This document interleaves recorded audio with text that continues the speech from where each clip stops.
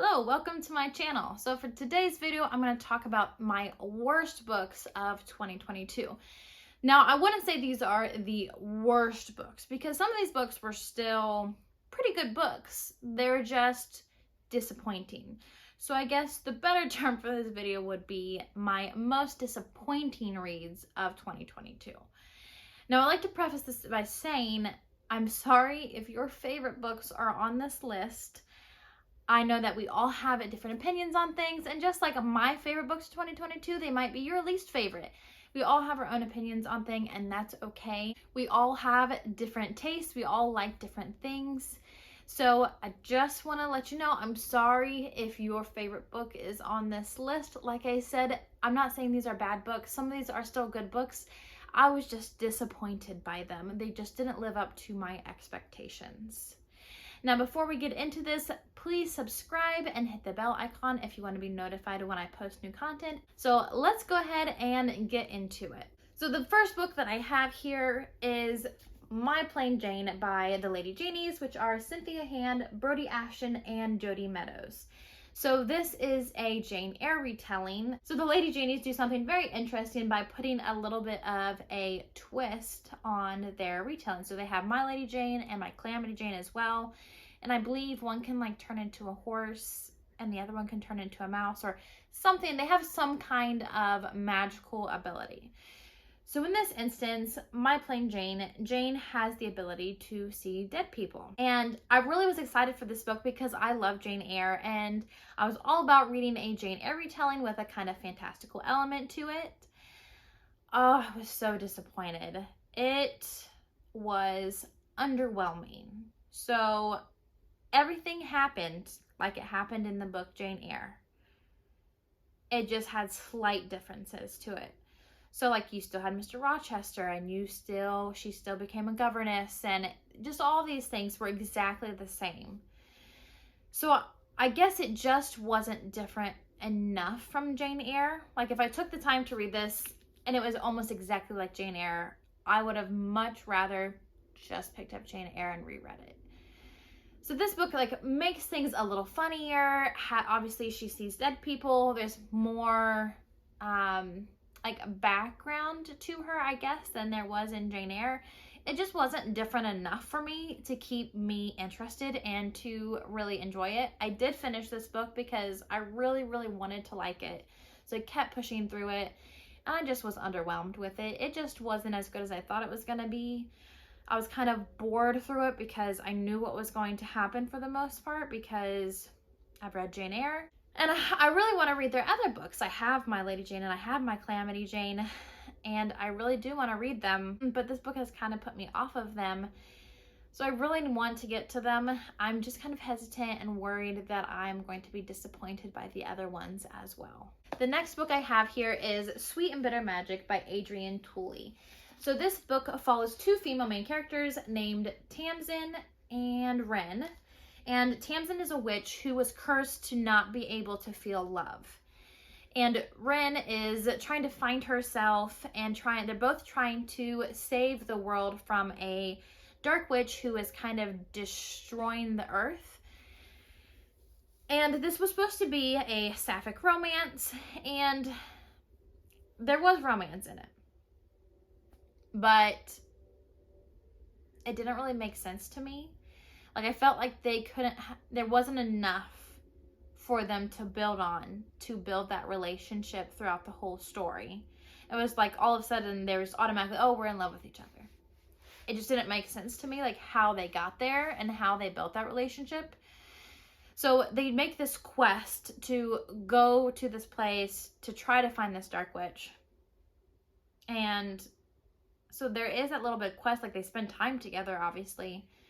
But I feel like a lot of what the author was trying to get across was not on the page.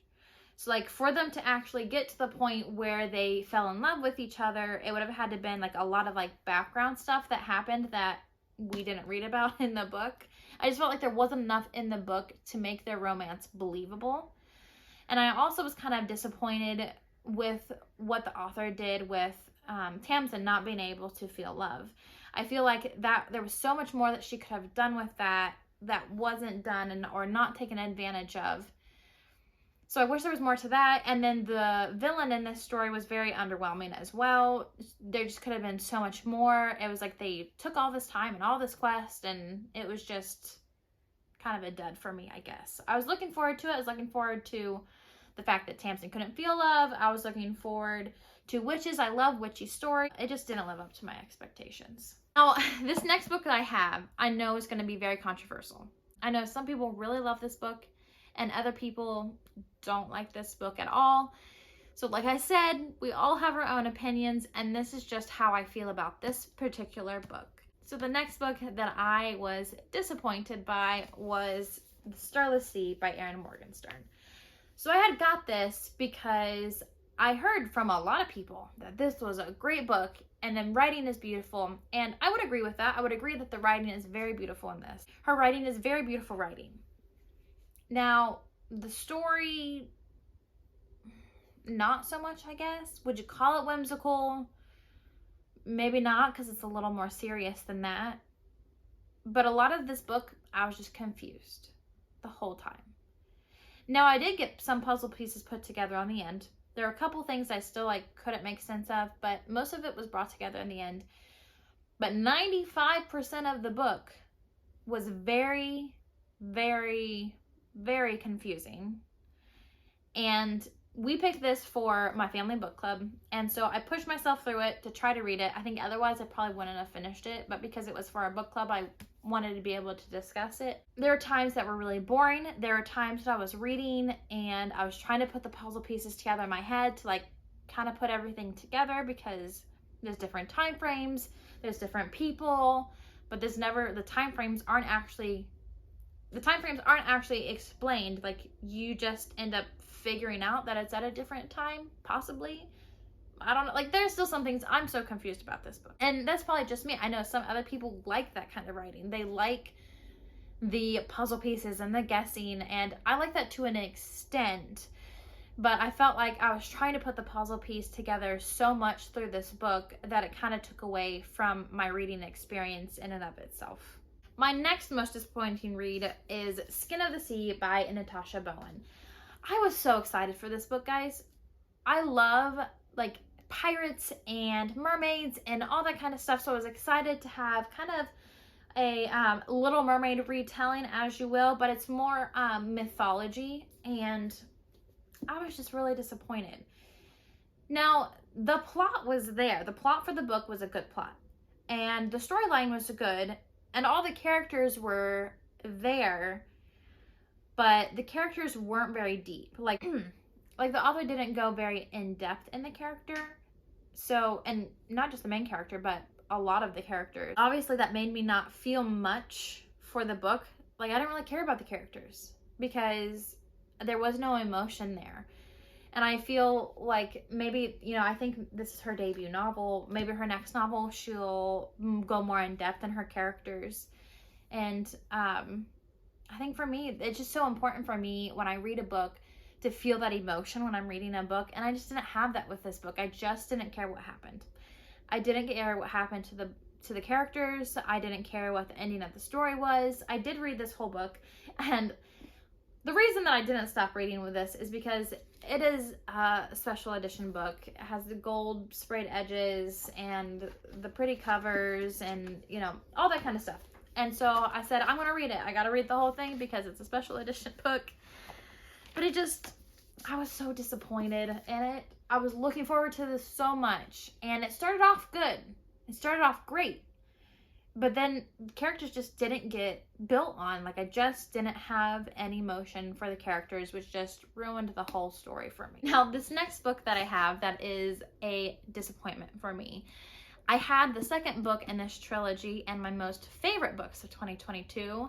And now this third book in the trilogy is in my most disappointing books of 2022, which is so sad.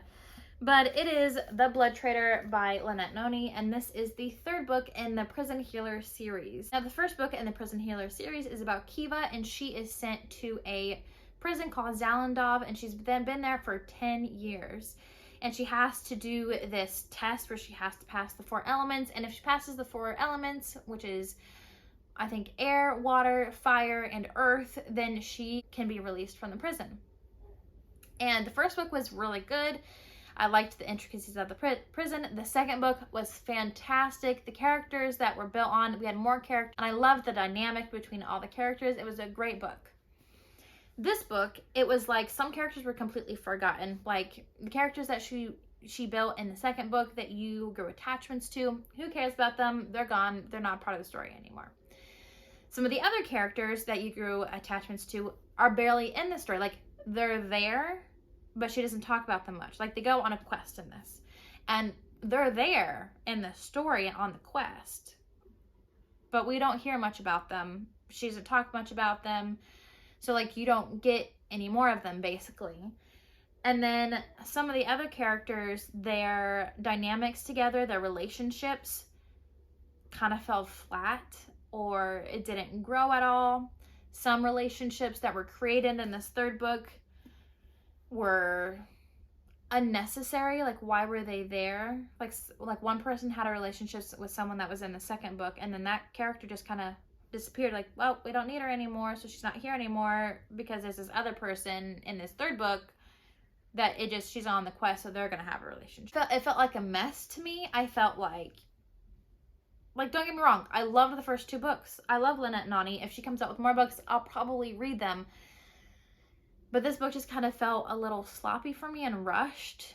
And I know the author had said she struggled a little bit writing this third book. And I don't know if that's what's showing through to the book. Maybe it's just how it's coming across to me. It could just be how I read the book and how I feel about it personally.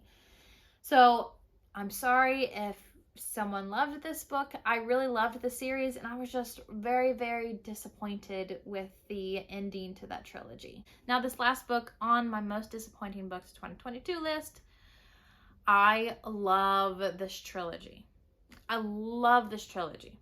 I love the series. I loved the characters. They're fantastic. I'm so excited for what this author has coming up next.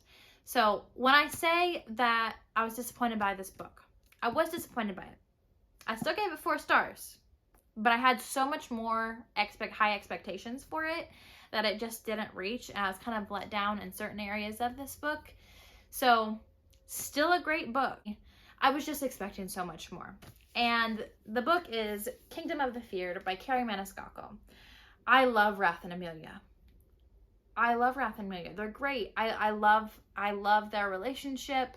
I love their banter. Their banter is fantastic. In the first book, Kingdom of the Wicked, Amelia is a witch, and she finds her sister's heart torn out, and she's trying to figure out what happened.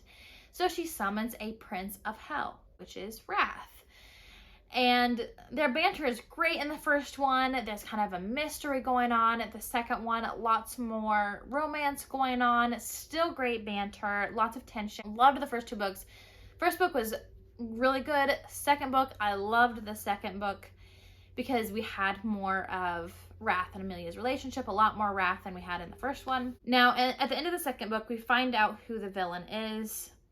And I feel like in this one, the villain could have been so much more, and we didn't get as much of the villain as we could have and that I would have liked to have. Now, I know Kerri Maniscalco is setting up new stories in this world that she started setting up in this book, so she made that possible with this book, and maybe we'll get more of this villain in these other books. But I was disappointed in, I guess, how the villain's story was in this third book. Another thing I was disappointed about in this book was Wrath. Wrath is one of my favorite characters in this trilogy, and he was just so... I was reading reviews on Goodreads, and one reviewer put it fantastic. She said that he was watered down. So Wrath is the Prince of Wrath. So his personality is supposed to be like hot-tempered. You know, their banter, their great banter, and I just felt like they didn't have that in this book. Wrath was very boring. He just was not interesting in this book, and that was the most disappointing thing about this, was that one of the main characters just was so boring. And I felt like we got a lot less of him in this book as well. Now, one thing I did really like about this book, though, was that we got to know the other princes a lot more, and that was a little interesting, and I'm so excited for her other books because I'm excited to get to know more of these princes and their personalities. So I am excited about that, and I think she did a great job of their character development and creating these characters, and like I said, making you care for them, because you made you care for these characters. She did a great job of that. I think that was fantastic. Some things, like the villain was underwhelming, Wrath was boring, Amelia she had a lot of character development in this book, but obviously halfway through something happens and she almost becomes a completely different character, which sort of makes sense in what happens. Some things came together really well and some things just didn't come together, and I feel like there was so much going on in this book that Carrie Monoskako had to wrap up, that some things fell through the cracks, like the villain from the original books and Wrath's personality. I felt like the other brothers got facelifts to their personalities, but you know, that left Wrath being very boring, unfortunately. But like I said, still a great book. I still loved how she put things together and how the puzzle pieces came together and how she opened up new stories that will be coming soon. So still a great book. Still liked this trilogy. Please don't make this put you off from reading the trilogy. I still absolutely loved it. I know I talked about before in my other video that I had gotten page overlays, which are like pictures that you put over your your novels. I have like different scenes in the book. I gotten that for A Court of Mist and Fury. Well, I just got some for Kingdom of the Wicked too, because I love this series. I really do. I love the characters. I was just slightly disappointed with how this first trilogy ended up. I forgot one more. I always forget when I don't physically have the book. Now, I used to physically have this book, but once I read it, this is one book that I just did not like. I was disappointed by it, yes, but I just did not like it. And the book is Liberty. And as soon as I read it and realized I did not like it, I ended up getting rid of it because I don't want to keep books that I really don't like. So unfortunately, I did not like this book. So Liberty follows a girl. Her mother was one of the first African-American doctors, and she wanted her daughter to become a doctor. And so I thought it was going to be like a coming-of-age story. It's historical fiction, and this African-American girl has to go through certain things in life to become a doctor, to fight through these obstacles, obviously in that time era, where everyone's kind of against her, and she's going to fight to become who she wants to be. Well, the story was kind of the opposite. So the character did not like the way things were in her world. She even did not like, her mom was the doctor, but she still didn't like the things that her mother had to do because she wasn't white, and which completely understandable. And I thought she was gonna like fight in this world to, like I said, get to what she wanted, to get where she wants to be. But she ends up getting married and moves to Haiti, doesn't have a good marriage or whatever, and does nothing about it. She pretty much whines the entire story and does nothing about it. Like, she complains and doesn't change anything. Like, complaining in a story by a character who has to go through stuff like this, that's allowed. But in a story like this, I'm expecting her to try to do something about it. But she did nothing about it. She just whined about it. So that was kind of frustrating. I was really excited for this book, for Liberty. I was really excited for it. I thought it was going to be really good historical fiction.